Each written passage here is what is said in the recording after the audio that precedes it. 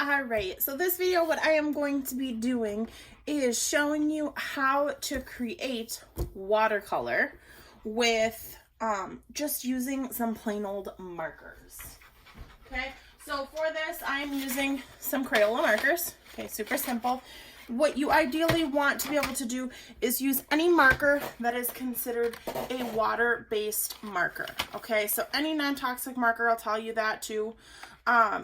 And most, if anything, might even say washable on them, but that is what you're looking for. Crayolas are awesome for this. Mr. Sketch markers are okay.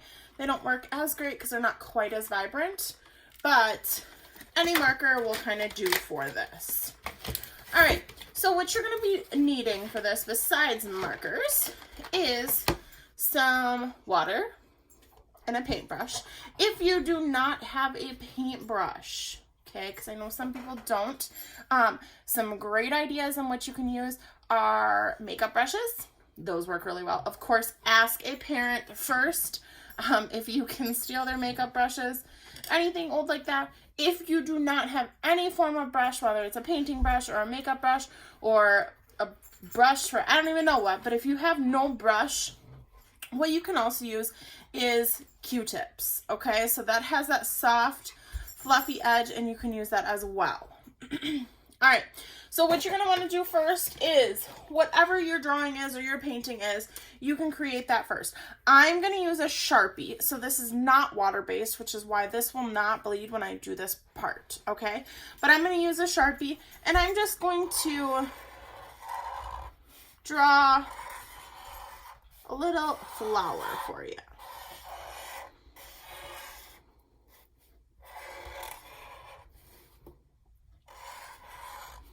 All right, so now I have this cute little flower, and I'm just doing that as a basics to start, okay? So what you're gonna do is, besides, sorry, I got kind of distracted there, paper, water cup, possibly a paper towel. I like to use a paper towel to dry my brush off in between, a brush of some sort, some Crayola markers, and then a piece of plastic. Now you can use a lunch bag, like a sandwich bag like I am doing. You can also use a reusable, or not a reusable, plastic bag like from a grocery store. So like a Walmart bag or something like that you may also use.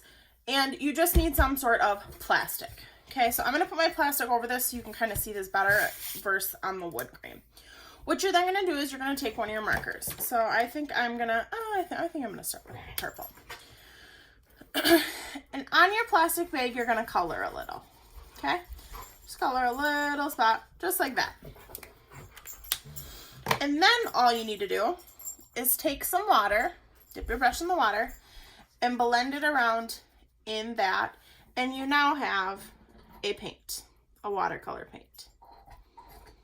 So super, super easy way to have paint without actually having paint at home. So this is really great if you just have markers laying around. Like I said, works really well. You can just use a Q-tip as well, which I always like doing.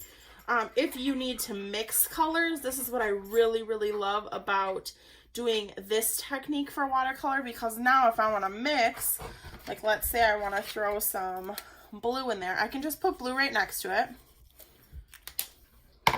And then I can dip my brush in some water, stir that up, and then I can take a little bit of blue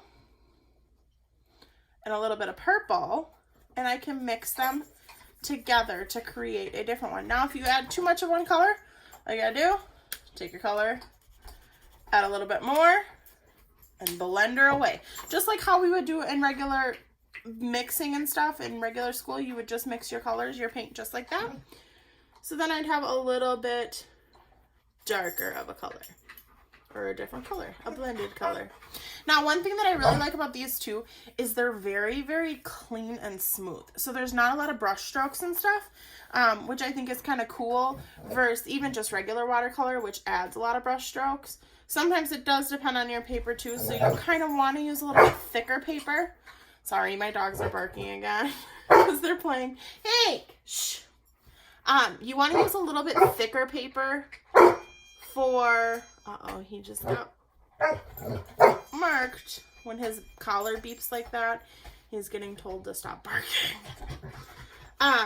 So you get a little bit smoother of a surface and a smoother, clearer transition of colors. So this is also really great. You can blend and build color.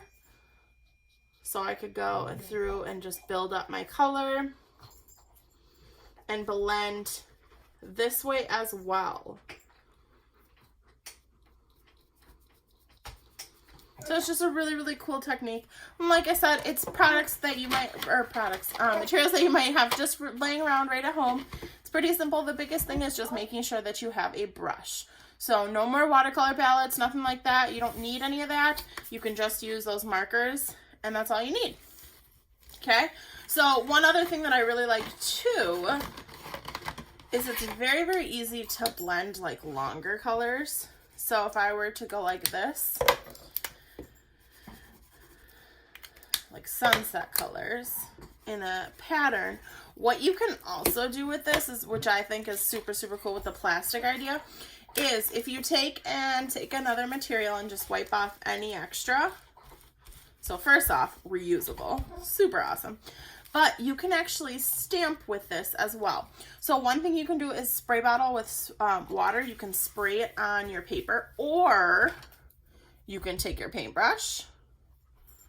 You can paint a little part of your paper with water, and you want to kind of be generous about the water because you want it to be wet. And then you take and flip your plastic over and then dab it on there and smooth it out.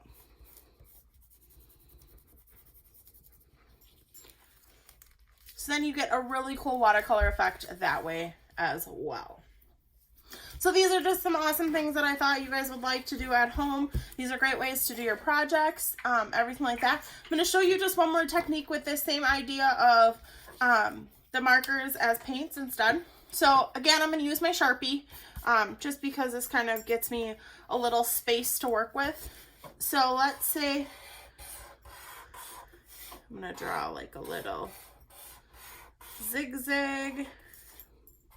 And this is actually a technique that I use a couple times throughout the year just because Crayola markers are so cool in the fact that they are like a watercolor marker and a watercolor pen.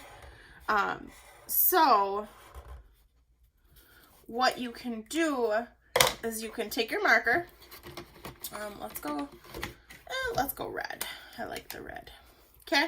So you're going to take your marker, and again, I drew my design first with Sharpie because Sharpie is not water-based, so it will not bleed with the water.